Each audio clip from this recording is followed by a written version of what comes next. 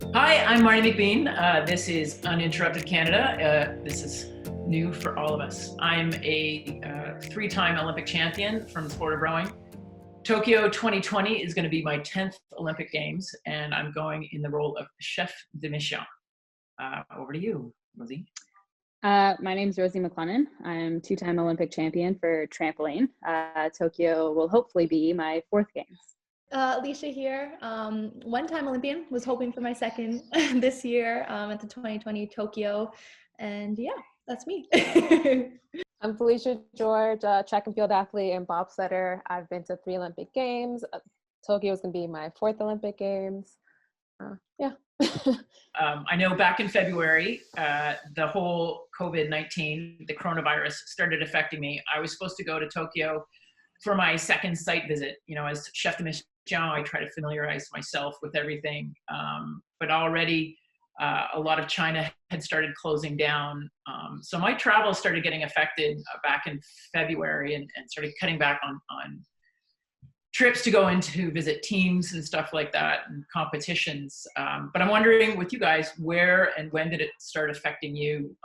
Rosie, how did the whole coronavirus come into your training environment?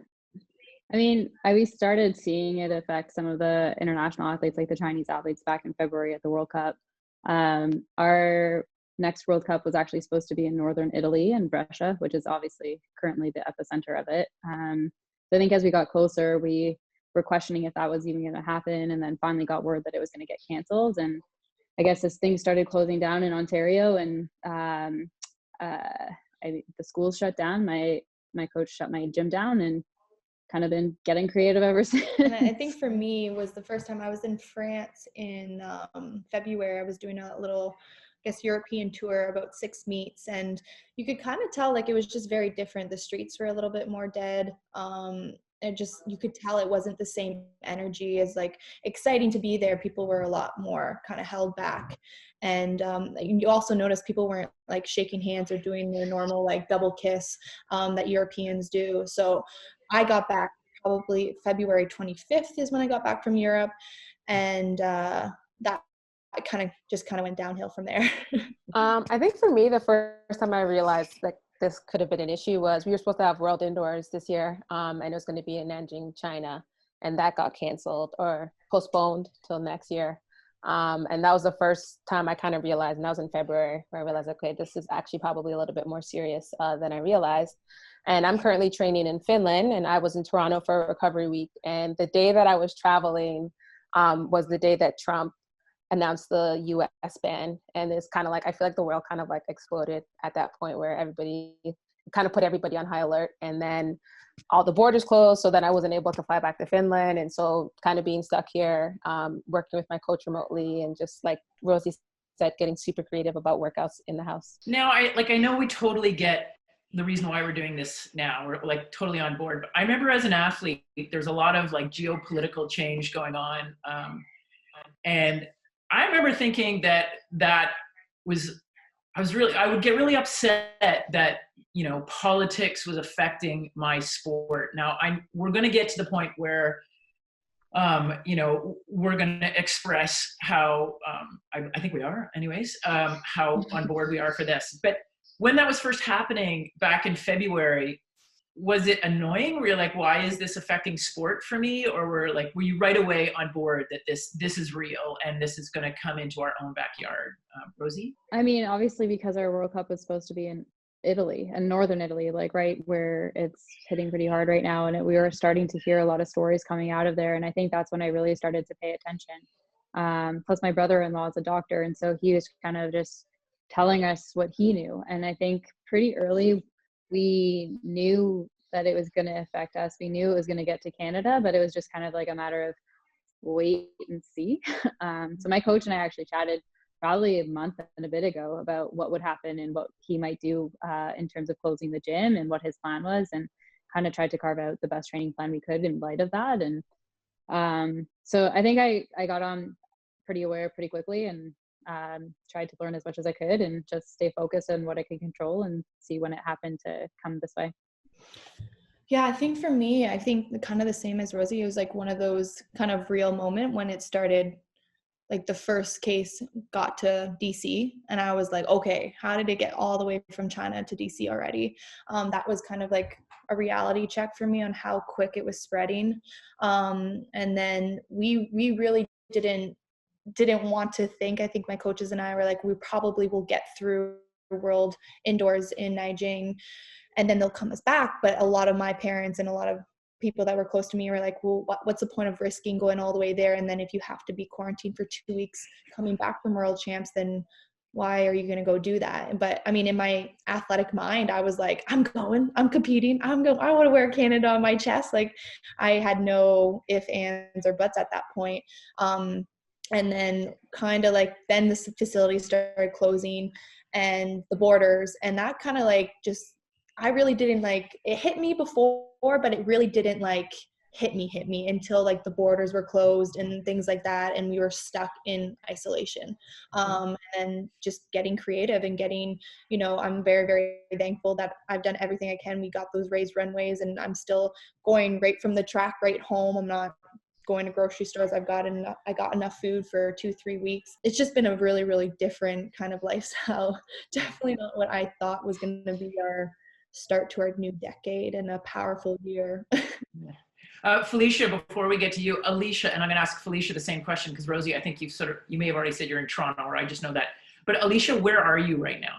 Yeah, I'm in Toronto. Yeah. Okay, and where were you training? Right in Caledon. So Caledon's just an hour north from here. It's not far. Is that where you normally train? Mm-hmm. Yeah. I have okay, my own cool. There, yeah. Cool. Phylicia?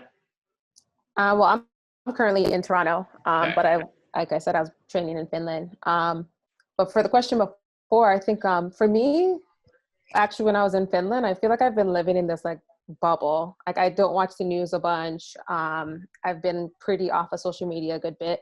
And so I think in February, I didn't even realize like how serious things were. So it wasn't really bothering me. I saw that World Indoors was going to get canceled. It was kind of like, okay, cool, it's canceled, but things will change. You know, I didn't think it was going to get this serious. But like Alysha was saying, like when the border started closing, it was like, oh, wait, like this is actually something. And then I traveled that day that the US closed their borders. So there's a bunch of Americans rushing to get back to the US. And so kind of feeling that like anxiety and worry. And then coming home and then the indoor facilities getting closed. I think for me, that was the first time I was like, come on, like you guys can't close our facilities.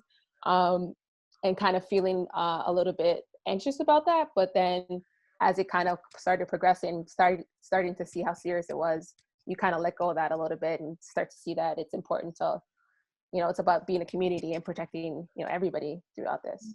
I kind of felt for the longest time that I was like Captain Optimism. You know, I was sending out those emails going, stay the course, it's okay, keep training, you know, it's going to be awesome. Just, yeah. And then all of a sudden, you know, it's kind of, when did we understand that it wasn't just our spring and early summer that was affected?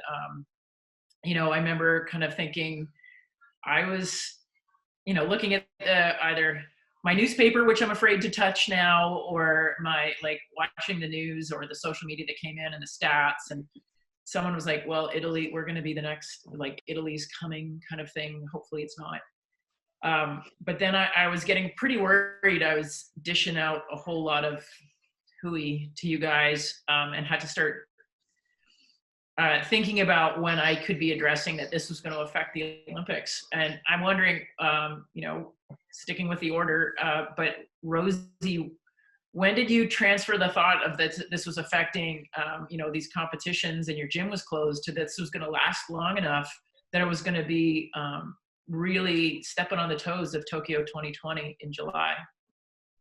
Yeah, I think it became apparent really early that it was going to affect all of the qualifications, and not just for my sport, but like every single sport. And so obviously that's, I guess, an impact on the Olympics in some way. But I think for like the actual games, I mean, it happened so fast that, I mean, things are changing. Like 5 minutes is really like 5 years in terms of the news coming out. So I was having a conversation with a couple other people, and just someone kind of offhandedly said, you know, the Olympics aren't happening in July, right? And it was the first time I would really thought in my mind, because I think as athletes, we're always just like, okay, this is our goal, stay focused, and like obviously the situation isn't ideal. Our facilities are closed, but we're going to make the best that we can out of it and like do what we can, and obviously just figure it out and then figure out a way to be ready. Even if that path is kind of like started this way and then deed who knows where. And talking to the chief medical officer for Team Canada, I think some of the stats that he was sharing and some of the information that he was sharing just like really made it clear that it was not going to happen. So I think, I mean, I'm still processing it, but I think the idea was planted maybe like a week and a half ago that Tokyo might be on the line. And then from that kind of, it just snowballed and grew and kind of became a reality. Yeah, I think like what Rosie was saying, it was like one of those things. It was like athletes go in this like survival mode of like, okay, it's not going to affect me. I'm going to do everything I possibly can because Olympics is still happening no matter what. I think in my head, I was like, no, they couldn't do this to us.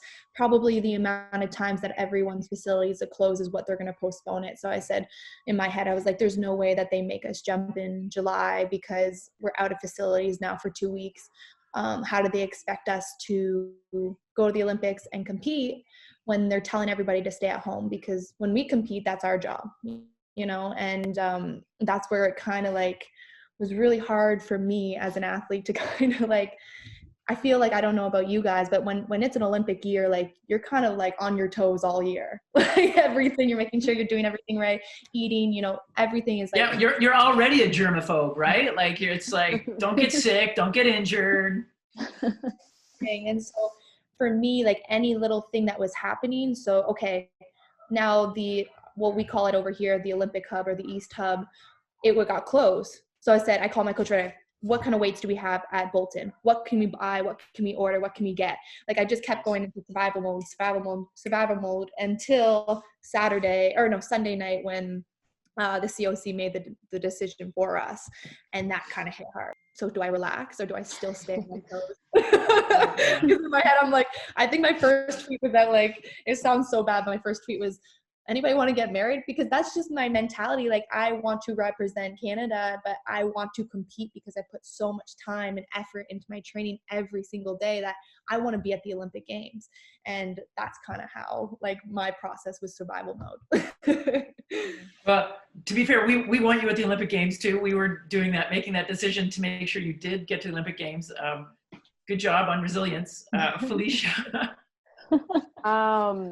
Yeah, I mean, I feel like I'm echoing what they just said, but like, it was just a matter of like, I just got into a mode of whatever comes in front of me, I'm going to deal with it and I'm going to find a way. But I think once I started seeing things getting closed down and for the period of time, like it was like 3 weeks. And then in that time, everything was escalating so quickly. I think there was a part of me in my mind that was like, there's absolutely no way that they can have the games go because like Alysha was saying, like, people can't prepare. And I think the people that I was thinking about was swimmers. Cause I was like, at least as a track athlete, I could go outside, I could run. But like if pools are closed down, like there's so many sports where there's like just no real alternative for them. And so I was thinking about other athletes where I'm like, it just wouldn't be fair for it to go. And so in my mind, I figured that it was going to happen. And then I just was like, it's just a matter of how long is it going to get postponed. Yeah. You know, Phylicia, I realize you're like, well, I'm seeing what they're saying, but I'll coming back to you. You get to go first on the next one. You know, and it's funny because Alysha, like you were saying, and you've all said, it's part of our DNA to be resilient, right? I think of all of the best Olympic hero stories that we have for the last couple of decades, all start with someone was told their Olympics are done. Like this injury, you're done. This happened, you're done. Concussion, you're done. Like, and what makes the Olympics so great is all of this overcoming. And I had this sense that we would all overcome. And then, yeah, Sunday, you know, I was part of those decisions, and Rosie, as part of the Athletes Commission, was part of the decisions. But so maybe Phylicia, I'll start with you first on this one. Whether it was an email or social media, you know, you heard that Canada took a stand. Like we took a stand to protect your health and safety, to not force your hand in training. But, you know, and I think Alysha, you kind of said you just want to go get hooked up and change your nationality. I won't hold it against you. I'll call that shock. It was shock. But I'll let you come back with a follow-up, Alysha. But so Phylicia, what when you heard that Canada had took a stand and we said we would not attend the Olympics in July, what were your emotions then, and what did you think of Canada? I'm going to lead the answer here. What did you think of Canada being a leader in that moment? Yeah, it was like a crazy moment. I had like got back to my phone and I had a bunch of people like messaging me like, "Are you okay?" Like, and I was like, "What's going on?" And then I had someone tell me, and then I'm like, "Okay, no way!" Like, I'm like started googling, Canada Olympics, and then I see like a CBC thing come up, and I was kind of like, "Whoa!" Like, I think my initial feeling was just a little bit of heartbreak, because like we all know what it is to prepare for an Olympics and like put so much into the year. But at the same time, there was like that feeling of understanding the situation. And like the first thing that I went to was just like, I just hope it's postponed for a year. That's the one thing that I saw. I was like, they're not saying we can't go. They're saying postpone. If it's postponed a year, we can go. And that's literally where my mind went, where I was like, I just want the IOC to come out and say it's postponed for a year. And like, that's just where I put my energy. I was like, that's going to happen. I'm going in 2021. And like, so there was a little bit of heartbreak, a little bit of worry, but at the same time, it's like, I'm an optimist. And I was going to say, actually, Marnie, like, I love reading your emails. Like, I feel like it's always so uplifting. And so, but that one was like a punch in the gut. Sorry, it was a little bit. Yeah. Sorry. I was like, okay, she's getting real with this. But I mean, that's the situation. That's like what we had to deal with. But at the end of the day, as a community and as a country, it's bigger than just sport right now. And so, I understood that the fact that it's about, saving lives and doing what's best for the whole community. And so, and I think, sport and the Olympics, that's what it represents. And so I think it fell in line. And I was looking back now, seeing that Canada took the lead, and then the IOC literally coming the next day and saying exactly like, we're going to postpone it. We as athletes have been living in this place of uncertainty for so long. So I definitely appreciated the fact that Canada kind of did that.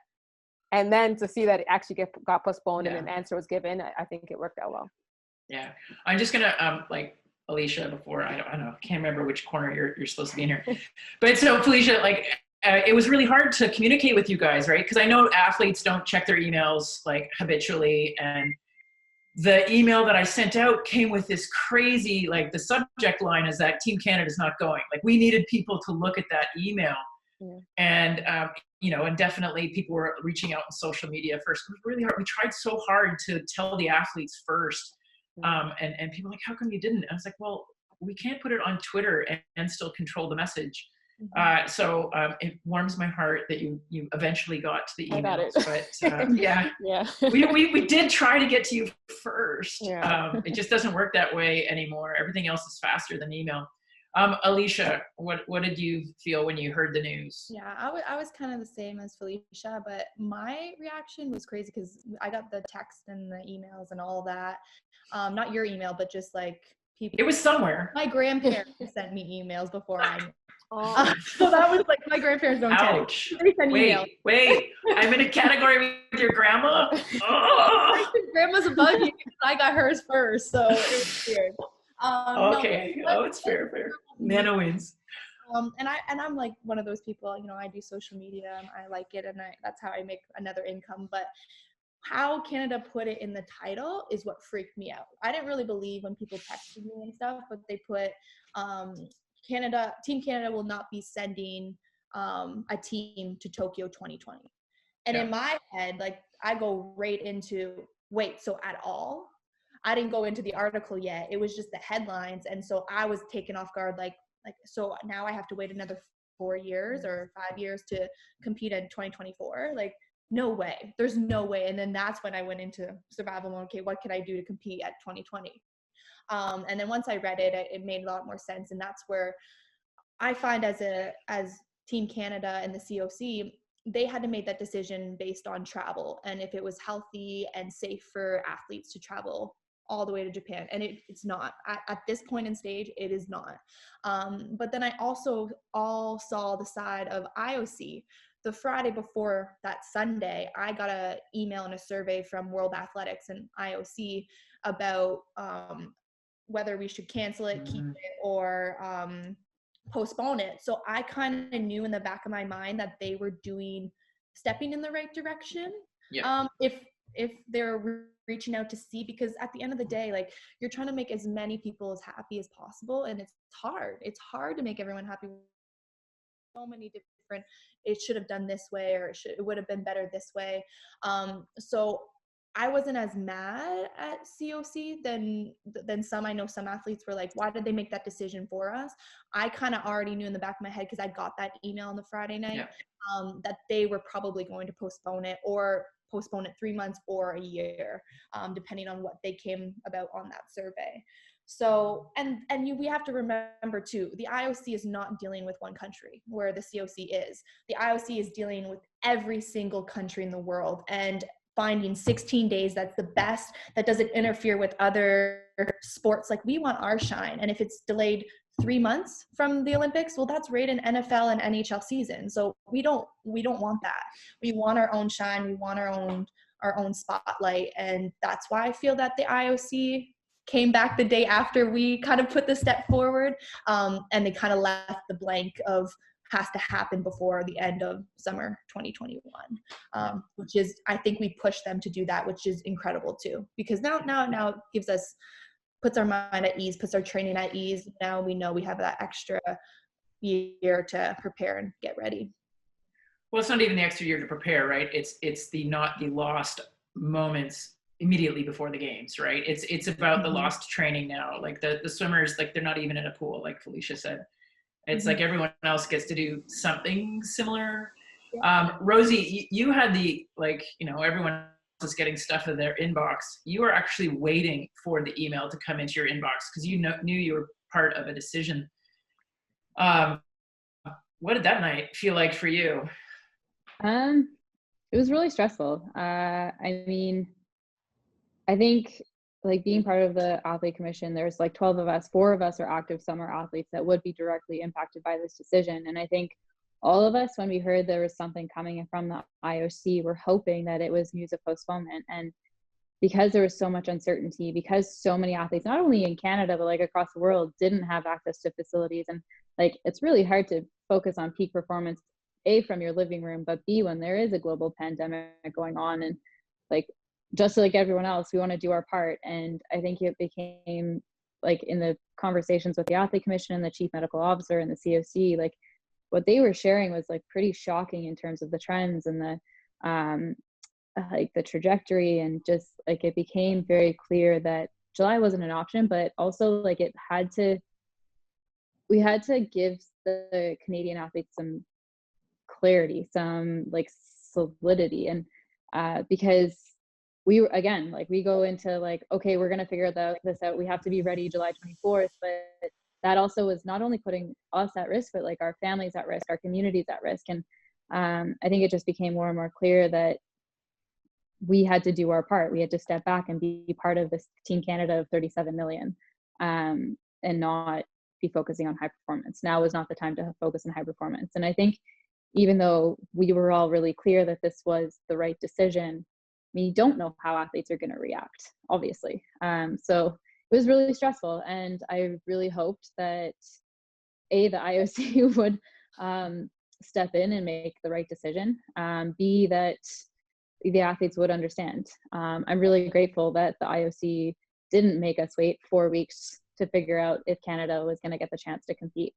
I'm really grateful that they came out the next day, and I know that there was, I don't know if our decision did have something to do with that or not. I know other countries started to follow suit. I'm really proud of Canada for just taking a look at what we were dealing with. It wasn't about anything international. It was just like, what is the situation in Canada? How do we need to act? Like, what can we do in our part to help mitigate the spread of this virus? And like, as Team Canada, like, what needs to be our priority right now? So I mean, it was really fast and really stressful. Again, as I said, like the 24 hours or something that it was between the decision being made and then the announcement being made, and then the IOC coming out, like, I think that's probably the highest anxiety I've ever felt in my life. It was absolutely a crazy 36 hours, like just gut wrenching. And I remember going to bed and just thinking, what have we done? And, you know, it was a group decision, but you still can't help feeling, but like, what have I done? You know, and we've all talked about the resiliency of athletes. And I think we all know, like I've seen all of your social media feeds, and we kind of get, you know, sport in the end, like, you know, we've all talked about, it is our career. It's how, you know, we make incomes and stuff like that, but we're not the only, area that's suffering right now. All the different businesses that are shut down, the millions of people, literally millions of people who are unemployed right now. I'm trying to figure out how we're going to get through the next weeks / months. We just don't know. But Olympic athletes, we've never gone through this before. And I'm going to come to you, Phylicia, but the idea of our mental health, and how are you going to go through like this next, like if we just look, right, it's hard to look forward long term. And, you know, I'd love to say, oh, how are you planning to go to Tokyo in 2021? But let's look at the next 2 weeks, and what are your plans, Phylicia, and how are you going to keep yourself as mentally strong and fit, you know, in concert with physically fit? Yeah, mental health was a big one. But I feel like for me, one thing that I definitely embrace is the fact that the only constant in life is the fact that things change, and not trying to find resistance with that. And so for me, it's just embracing all of that uncertainty that's there. And I'm trying to look at the positives right now. I have a chance to be at home. I'm usually all over the world. I have 2 twin goddaughters that I'm getting to babysit, that I miss all their birthdays and all this stuff. So I'm getting time to spend, you know, with some family. And then finding workouts as I can. So I have like a squat rack in the garage, and right now it's about staying as fit as possible with what we have, and, you know, with the constraints that we have. But yeah, these next 2 weeks are about, obviously, self-isolation, staying at home, but still, you know, we have Tokyo 2021 coming up. And so staying as fit and doing what I can do in this time. And I think it's cool because we're getting a chance to be really creative with our workouts, and yeah, just staying with that. Yeah. I know technically it's supposed to remain called Tokyo 2020. Okay. I will officially, I will officially call it Tokyo 2020, but yeah, it's Tokyo 2021. Okay. I love that meme where they take the Tokyo 2020 and they turn the last 0 into the O of 1. That works for me. I think that kind of is like perfect. Alysha, what are you going to do for your 2 weeks? Mental health. How do you stay strong?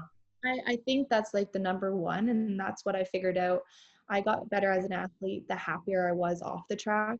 So just really insane, like really staying occupied all day. Like I'm very fortunate that I can go out to Caledon and still do a little bit of jumping. And with pole vault, it's like one of those events like you can never master it. I mean, I guess that's like every sport, but pole vault is so technical that I feel like I'm. Oh, it's a throwdown. It's a throwdown. 4 people throwing down right now. Yeah. Wait a second. Hold on. You're not getting out of my boat dry, honey.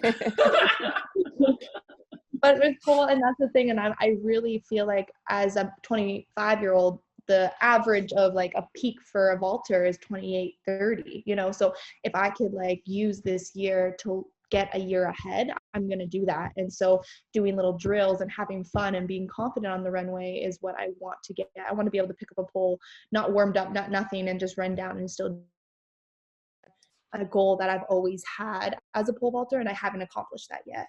So being able to accomplish goals that I've put on my vision board and still try to accomplish those this year is something that I'm really, really looking forward to. And I'm also scrapbooking right now. I did a bunch of pictures from the first day I started track to about now and to 2021. So I'm scrapbooking that so that I can give, maybe later on in life when I have children, I'll give them that to look first before the internet. Do it as a voice from the future. Like, do it now, because it sits on your to-do list for forever. So use this time to focus on your to-do list.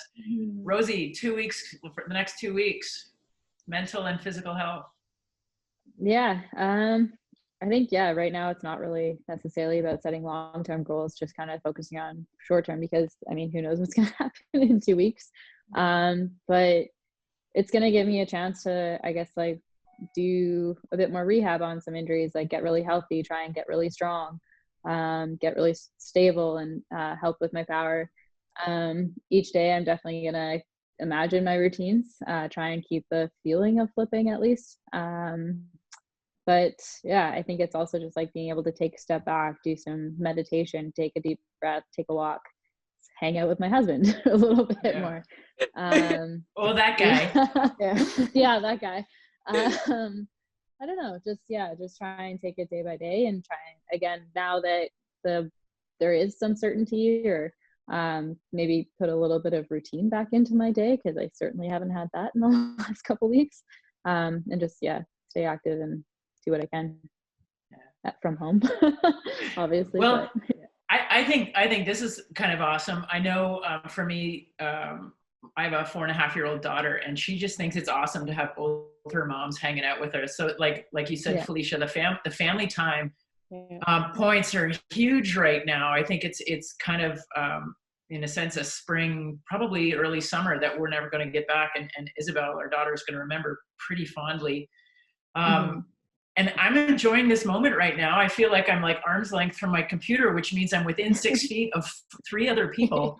And it's been such a great conversation. I know you all have, like, I kind of remember, but I know the emotions that have gone through your dreams and your thought process, and the plans, and the structure you put into everything for being perfect in late July, early August.